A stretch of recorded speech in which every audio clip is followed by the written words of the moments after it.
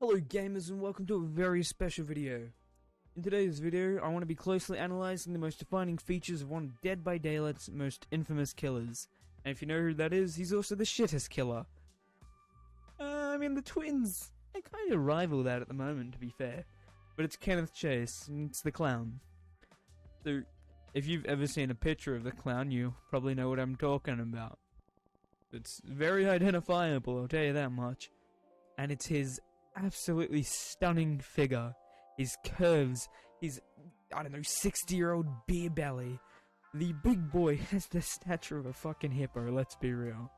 But my passion for the man's immaculate waist can no longer go unnoticed.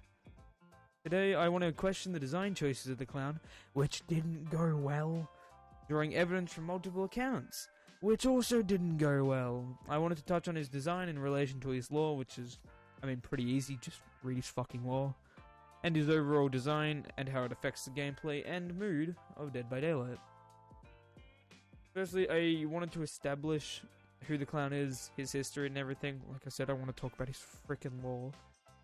So I'm just gonna quickly skim over the major details, a tribute to his thickness. This is, done through all his in-game description and everything. So, yeah. So the in-game lore states that the clown, Kenneth, I might be switching between different names for the clown, like Kenneth Chase, Jeffrey Hawk, which is an alias, and, the clown, whatever, doesn't really matter. Back to what I was saying, sorry.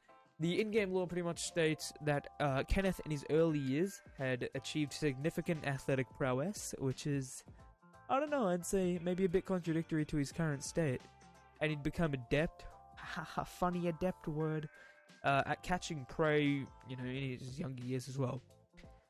Mainly utilizing, I wrote aesthetics.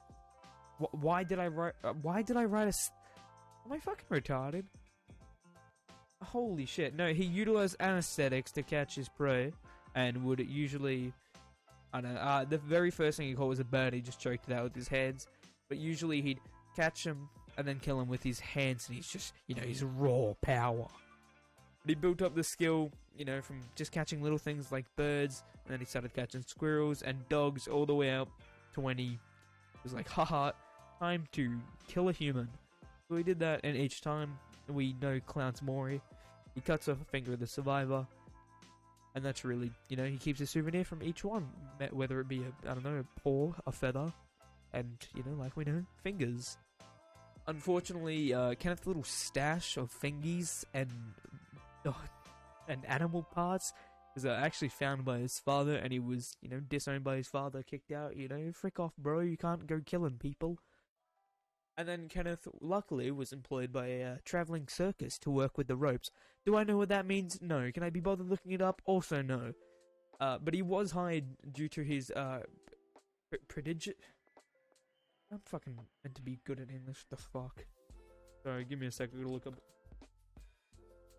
Prodigious. Prodigious, I said it right, prodigious strength. And it was at this point that Kenneth assumed the alias of Jeffrey Hawk, which was kind of his stage name. So during his years with the circus, he also started to indulge excessively in, the decadence of alcohol, junk food, drugs, things like that. And these largely contributed to his weight gains, as, fat boy. Throughout this, he stopped killing for a while when he was in the circus, and then went back to it after a little bit. But I want to make it clear that he never ate any of his souvenirs. If he killed someone and took their finger, he'd put it in a little box and he'd be done with it. It's a cigar box, one of his add-ons. That's why it's his add-ons, because it's such a prominent feature in his life. But, Kenneth got sloppy over the time with the circus, and they eventually found out that he was killing people and chased him off. And there he and his little horse Maurice, who was blind, they just, went off one day, away from the travelling circus, and found themselves in the realm of the entity. So, I did mention add-ons just then with the cigar box, and I wanted to move briefly to that just to quickly discuss it. And just say, most of the add-ons clan has are like tools to intoxicate people, like he's got the bloody ethanol. 5%, whatever the fuck it is, I can't remember. Things like that, but he also has things like a cheap gin bottle and a sticky soda can, and they kind of stand out to me to so we can explore his thickness. So these will obviously have to be pretty prominent items in the clown's life to be included as add-ons, yet they are by no means healthy. This shit's gonna get you thick if you have enough of it. So we can kind of infer that Clown must have consumed exceedingly large amounts of the 2 drinks to be, included into the game. It kind of furthers the already very fat man's obesity. Just furthering this, I also wanted to mention the Clown's height. It's not really, relevant to his weight and everything, but I still think it's important to mention. But unfortunately, there are no definitive heights for the killers in DBD. I think they said that Plague was the tallest, and that was like all we got. I had to make my own little estimation. And I did this by assuming the licensed killer's heights are the same as their law states. I'm going to use Bubba's, the original Bubba height. I had the guy who played him, who played the original Leatherface, was Gunnar Hansen, who was 1.93 meters in height, or around 27 Big Macs for my American friends, which equates to around 6'3". So that puts Clown's a tad shorter, by the way. So that put Clowns around like the 6'2", 6'1" area. And according to this shitty website that I do have up on my second monitor, a normal weight for Clown's estimated height is around 80 kilos or around 175 pounds. And goddamn, does that man exceed that? He is one big fuck me. What the fuck am I doing? So yeah, while I'm here, the morbidly obese category sits around 150 kilos or 330 pounds, which, let's be real, Clown kind of sits at that, maybe even exceeds it. Unfortunately, the only thing we've really established so far is that Clown is extraordinarily obese and quite tall, and his speed in-game can really only be accredited to his history in sports, and the circus, and the power given to him by the entity. And a man of that size really shouldn't be moving faster than a survivor like Meg, let's be real. Like, she's a trained athlete, it's kind of ridiculous. Anyways, moving on. I wanted to discuss the choice for Clown's design, and while most of the design choice, I believe, would have gone to replicating the generic, killer clown in real life, like a fat bozo dumbass. I've reached out to the lead game dev, Elmo, on Discord. No, not the puppet, it's ALMO. He's not Elmo the red puppet. Please don't call him that, even though he is a fucking muppet. So, Elmo, unfortunately, had not been actually involved in any of the clown's design. Although, Elmo did mention that the design may be discussed in the upcoming buff to Clown, so that's a bit promising. And I also tried contacting the art director for DBD, but to no avail. And the DBD Twitter page also left all my questions unanswered, so I got a bit cucked there by the DBD team, not gonna lie. So, I am a bit unsatisfied with the looking into the reasoning for the design process.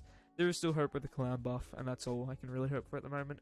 But in my personal opinion, the design choices were made to capitalize on a few players, suffering from coulrophobia, so that's the fear of clowns, and then to, add a killer who kind of epitomizes the, generic killer clown myths. And at the time Clown was released, just before the Curtain Call DLC entered the PTB, and before any teasers were done, there were kind of rumors that Pennywise was meant to be added, but due to copyright issues, Behavior decided to just go with a kind of OC edition of a clown instead. So moving on, at the start of the video I did mention that I wanted to discuss the effect of Clown's design, him being an absolute unit, on the mood and gameplay of the game. So, from a mood perspective, Clown's kind of, he's a funny guy, he's got a funny appearance, and he's chronic bronchitis. I've got chronic bronchitis, holy shit.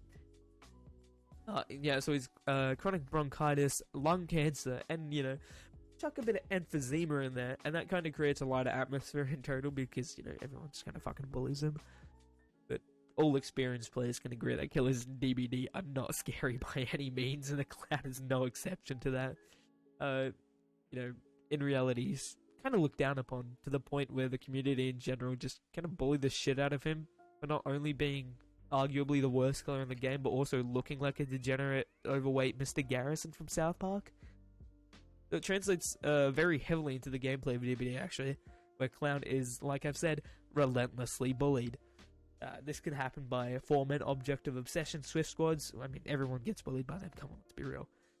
Even fucking Megheads, Blendettes, and Bills. Like, Bill is he's a chain smoker. That man has a fucking cigar binded to his lip, and he doesn't even sound as bad as Clown. Like, how does that shit happen? Like, the only person Clown really clowns on is himself, and survivors know this, and they're kind of just like, scary Clown, bottle, slow down bottle, I guess I'll just vault this pellet again, scary. That kind of sucks for Clown, I guess. But with the bad also comes the good, because a lot of people nowadays actually respect the choice to play Clown, as it's ultimately a brave choice from the killer's point of view, because it's pretty much a guaranteed loss. But, yeah. So I did write a little note to myself that I thought I'd include, and that's, I wrote this at 2 AM, and this is the most fucking pointless thing I've ever done, and I just wanted to say a special shout out to my good friend Cornsflake, who's appeared in a few of my videos recently. This is the stupidest shit I've ever done. Why am I making an in-depth analysis of a fucking video game character's stomach? I don't know, Clown fat funny? He's large and bad? Fucking no. That's pretty much all. If I would have got more out of the designers, I probably could have included a bit more stuff. And unfortunately, the Clown buff hasn't come out yet, so I can't talk about his design to do with that, which all really sucks. But I mean, hey, Clown's really stupid. And yeah, thanks for watching. Peace.